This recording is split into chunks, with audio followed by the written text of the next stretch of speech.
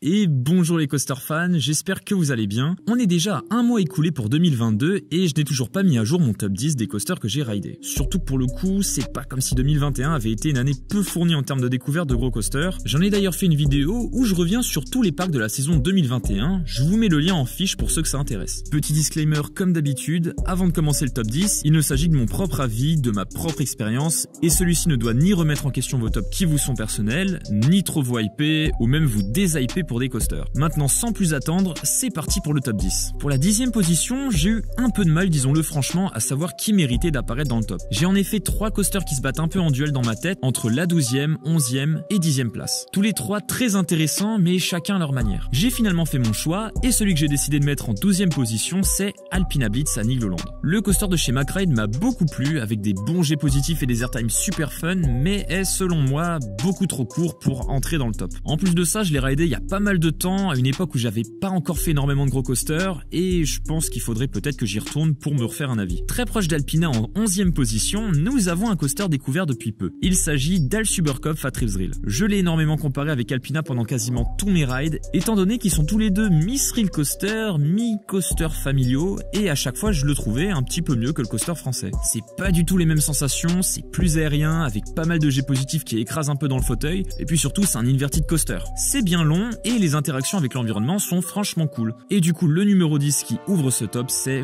Wodan à Europa Park. Wodan, je ne l'ai raidé qu'une seule fois pour l'instant. Au premier rang, bien chaud avant la fermeture du parc et dans une atmosphère épique. Cette histoire, vous la connaissez déjà, j'en ai assez parlé sur ma chaîne. J'ai d'ailleurs longuement hésité à le placer numéro 1 de tous les coasters d'Europa Park, mais l'ayant fait qu'une fois sans vraiment trop comprendre ce qui se passe, j'aurais vraiment du mal à être sûr de cet avis. Il se fait quand même une bonne petite place juste derrière le numéro 9 bien installé, Osiris au parc Astérix. Selon moi, pas mal sous-coté. J'irai pas jusqu'à dire qu'on est là sur le coaster du siècle, ni le meilleur de France, mais j'assume pleinement mon avis disant qu'Osiris est franchement un bon coaster et surtout globalement une très bonne attraction. Ça en jette visuellement, la file d'attente est vraiment jolie avec plein de références à l'univers d'Astérix, et niveau sensation, c'est bien varié. On a une bonne drop au premier rang et qui nous soulève bien quand on est au dernier rang. On se sent voler, planer, écraser, bref, c'est franchement réussi et ça change des sensations classiques qu'on retrouve habituellement sur ce modèle d'inverted coaster de chez BM qui sont normalement plutôt intenses et fort en jet positif. Petit point noir qui selon moi ne lui laisse pas sa place de numéro 1 français,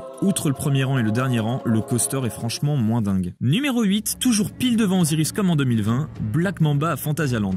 Bel thème avec une immersion impeccable, on sent quand même que c'est plus ancien que d'autres zones de Fanta, mais ça reste bien au-dessus que ce que propose 95% des parcs. Niveau sensation, c'est du classico de ce que BM proposait à la fin des années 90, début 2000. De la bonne force G qui te claque le cul sur ton siège pour chaque virage un peu serré ou chaque inversion, excepté le 0 G-Roll qui lui fait toujours autant décoller. Il m'a peut-être un peu déçu en début de journée à froid, mais franchement sur les coups de 16 heures c'est clairement un bon coaster à chain ride. Numéro 7, selon moi trop sous-coté, Blue Fire Europa Park. Oui, il n'a pas le meilleur launch du monde, oui, il n'a pas la meilleure théma, oui, il a quelques temps morts, mais franchement, pour un prototype, c'est une réussite. 3 inversions qui éjectent bien, notamment la dernière qui voudra presque vous déloger de votre siège, une bonne ambiance avec une musique qui vous transporte, une bonne vitesse, certains passages assez nerveux comme le virage qui passe juste en dessous de Wodan, et surtout personnellement, ma première grosse montagne russe considérée de qualité. Donc on a de l'affect qui ramène à l'enfance, des sensations qui me plaisent, plus une ambiance que j'adore. Pas le meilleur coaster d'Europa Park pourtant, car en numéro 6, nous avons Silver Star. Au niveau du confort et de la drop, là-dessus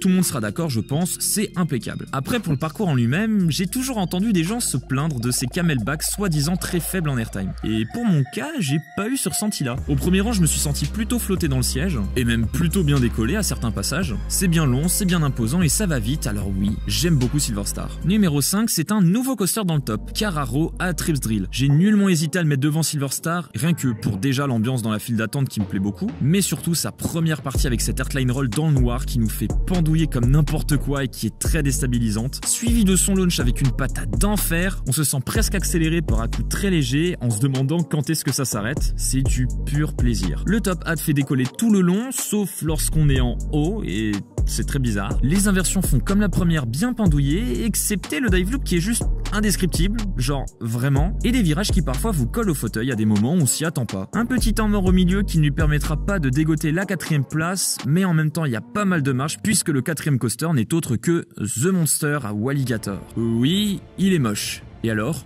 On est coaster fan après tout. Ce qu'on cherche, c'est de bonnes machines et The Monster remplit très bien ce deuxième critère. Non, en vrai, bien sûr, la théma compte et c'est bien dommage le traitement qu'on lui afflige à cette brave bête. Niveau sensation, il faut clairement aimer se faire écraser dans le siège, car c'est à 90% ce que vous proposera The Monster, excepté comme pour Black Mamba lors du 0 G-Roll que je vous conseille vivement d'expérimenter sur une place extérieure. Vous y serez soit rabattu de force vers le sol comme du n'importe quoi, soit soulevé en l'air. C'est pour moi un vrai bijou que BM nous a pondu et sans doute l'un de leurs meilleurs invertibles BM. Merci d'ailleurs aux freins retirés à mi-parcours qui nous permettent d'avoir un coaster encore mieux que ce qu'il aurait dû être sur la deuxième partie. Numéro 3, on commence à rentrer dans de la grosse machine de rang européen voire mondial en fonction des avis. Et le bal est ouvert avec notre cher Conda à Walibi Belgium, grosse découverte de cette année. Déjà une drop qui fait décoller surtout dans les places du fond. Un premier camelback bien appuyé sur la durée, un second en outward bank qui fait expulser vers la route et qui en sortie aspire vers le sol. Selon moi d'ailleurs, meilleur élément du coaster. Quelques passages un peu plus light contrairement à ce qu'on pourrait imaginer en les voyant de l'extérieur, comme certains airtime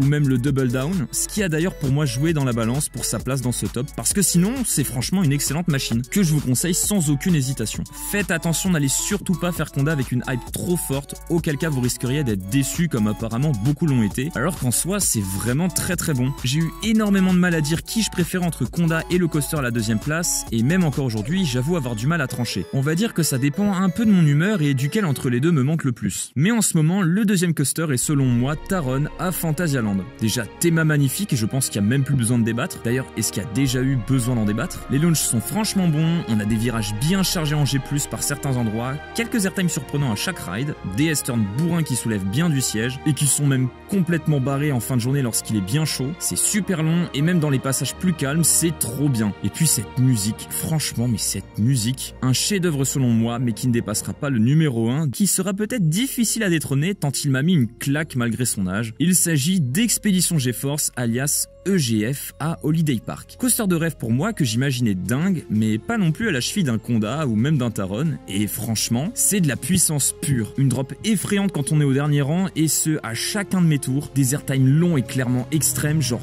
vraiment des virages bien appuyés et tout ça tout le long du coaster. Il y a quelques petits temps morts certes, mais qui pour moi sont vraiment utiles tant la bête est puissante. Également super bien situé, on voyage à travers les arbres et c'est vraiment agréable. Certains critiquent les vieux trains Tamine et je le comprends totalement. Notamment les lap bars qui après plusieurs rides me faisaient mal aux jambes lorsqu'arrivaient les airtime. En même temps, moins 1,8 G, tu m'étonnes que ça pique. C'est sans doute d'ailleurs ce seul élément qui en fait son point faible, parce que sinon, les trains sont juste parfaits pour te faire comprendre que tu n'es rien face à la puissance du machin. C'est vraiment effrayant même quand on le connaît bien et ça c'est beau. Alors oui, il est vieux, oui, il y a peut-être mieux et même au sein de mon top, mais comme je viens de le dire, c'est mon top. Voilà, c'était mon top 10, un petit peu top 12 je dois l'avouer, de mes coasters préférés de tout ce que j'ai testé jusqu'à aujourd'hui. J'espère qu'il va d'ailleurs bien bouger en 2022 parce que ça voudrait dire que j'ai découvert encore des sacrées bestioles. Et vous d'ailleurs, c'est quoi vos coasters préférés? Dites-le moi en commentaire, je serais curieux de savoir ça. Si cette vidéo vous a plu, n'hésitez pas à la liker pour la mettre en avant sur YouTube, mais aussi à vous abonner si vous voulez soutenir la chaîne et être au courant des sorties de prochaines vidéos. Quant à moi sur ce, je vous dis comme d'habitude, à plus les coaster fans.